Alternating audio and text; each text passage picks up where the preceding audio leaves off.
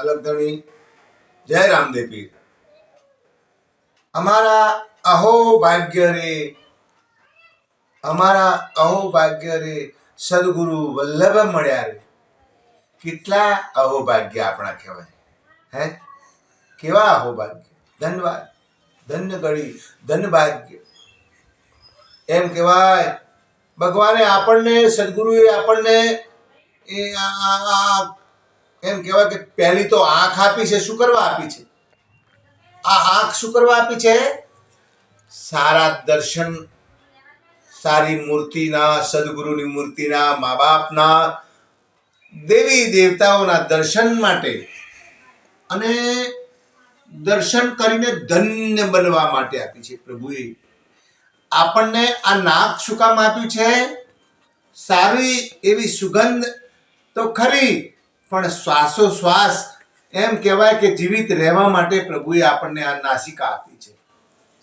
બીજું આ મોઢું આપ્યું છે ને, એમ કહેવાય કે સારું ખાવા તો બરાબર છે, સારું એટલે પવિત્ર ભોજન લેવા માટે, પવિત્ર ફળ લેવા માટે, પવિત્ર એમ કહેવાય કે બોલવા માટે, કોઈ ખોટા એમ કહેવાય કે આ તે મુખાકવણ કહેવાય, આમાં કોઈ ખોટા પદાર્થ, ગંદા પદાર્થ આ મોઢામાં ના લેવાય, લેવાય જ નહીં।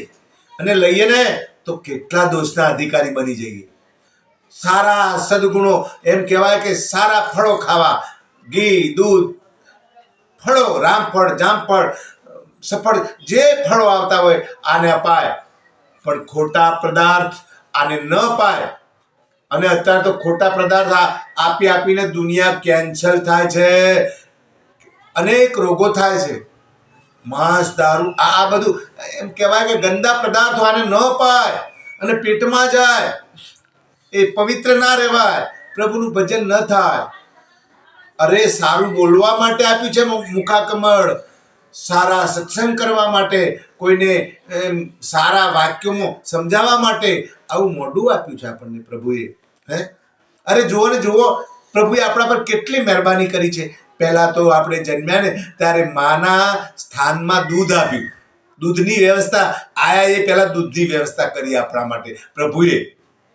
અને પછી ભગવાનને ખબર પડી હતી કે હવે આ દૂધ કરતા એને એમ કે ખાવું પડશે, રોટલી ખાવી પડશે, કોઈ પણ પદાર્થ ખાવો પડશે, તો એના માટે પ્રભુએ આપણા માટે દાંતની વ્યવસ્થા કરી।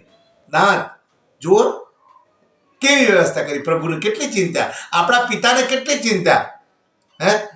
અને અને અને બીજી તો તમને એક વાત કહી દઉં હું, આ કાન શું કરવા આપ્યા છે? સારું શ્રવણ કરવા માટે, સત્સંગ સાંભળવા માટે શું કરવા આપ્યું છે? અને આ હાથ છે ને શું કરવા આપ્યા છે? સારું સંસારનું કાર્ય તો કરવાનું જ, તમામ કાર્યો સારા કરવાના, પણ બુરામાં ક્યાંય આગળ ના જાય, આ હાથ ન હલવો જોઈએ। સારા કાર્યો, દર્શન કરવા માટે, સદગુરુને નમવા માટે, પ્રભુની પ્રાપ્તિ કરવા માટે, નમન કરવા માટે આ હાથ આપ્યા છે। સારા કાર્યો માટે, દાન કરવા માટે હે, પૂજા કરવા માટે આ હાથ આપ્યા છે। અરે આ આંગળીઓ છે ને એમાં તફાવત છે, તમે જુઓ, આમાં પૂજામાં કઈ આંગળી પહેલી આવે? આ પૂજા માટે અંગૂઠો તિલક કરવા, આ જુઓ ને પ્રભુએ કે સંતો મહાપુરુષે કેવી ઘડતર ઘડી છે। અને પછી આ તમને મને આ પગ આપ્યા છે, પગ સારી જગ્યાએ ચાલીને ભજનમાં જવા માટે, સત્સંગમાં જવા માટે, મંદિરે જવા માટે, સારા કાર્યોમાં દોડવા માટે, ખોટા કર્મ કરવા માટે નથી આપ્યા। પછી ખોટા કર્મ કરીએ ને તો આ તો લાકડા કહેવાય, લાકડા।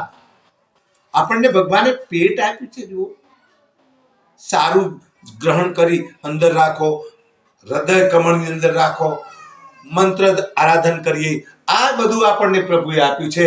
તો પ્રભુનું આપેલું છે એનો બદલો કેવી રીતે આપી શકીશું? ખોટું અંદર ભરીશું તો બદલો નહીં આપી શકીએ, નરકના અધિકારી બનીશું। માટે સારા વિચારોમાં જ રહેવું, કોઈને સારા સંસ્કારો આપવા, બાળકોને સારા સંસ્કારો આપવા, એમ કહેવાય કે કૂદકે ને ભૂસકે પ્રભુ ભજનની અંદર રહેવું રહેવું ને રહેવું. જય અલગ ધણી, જય રામદેવ.